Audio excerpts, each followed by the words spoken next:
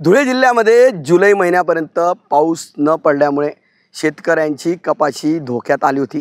मात्र आता जुलै महिन्याच्या अखेरच्या आठवड्यात झालेल्या पावसामुळे मोठ्या प्रमाणात या ठिकाणी शेतकऱ्यांच्या कपाशीवर लाल्याचा प्रादुर्भाव झालेला दिसतो आहे। आपण बघू शकतो की या ठिकाणी जे काही कुसुंबा परिसर आहे, या कुसुंबा परिसरामध्ये अनेक शेतांमध्ये मोठ्या प्रमाणावर कपाशीवर लाल्या पडलेला आहे। हातातोंडाशी आलेला हा घास आता निसर्गाने हिरावून नेल्याची भावना या ठिकाणी शेतकऱ्यांनी व्यक्त केलेली आहे। कारण आपण जर बघितलं तर अनेक जी काही कपाशीची ही बोंड आहेत, ही बोंड आता अति पावसामुळे आता ही काळी व्हायला सुरुवात झालेली आहे। त्यामुळे शेतकऱ्याच्या उत्पन्नामध्ये मोठ्या प्रमाणात घट होणार आहे।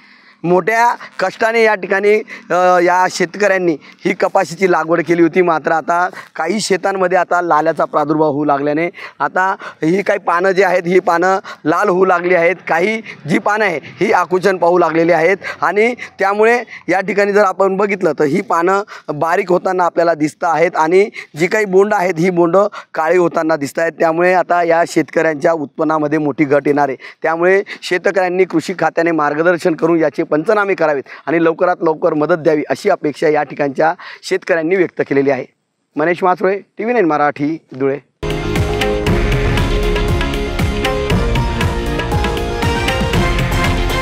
हे आहे देशातील नंबर 1 न्यूज नेटवर्क आणि आपण पाहत आहात TV9 मराठी, एकमेव।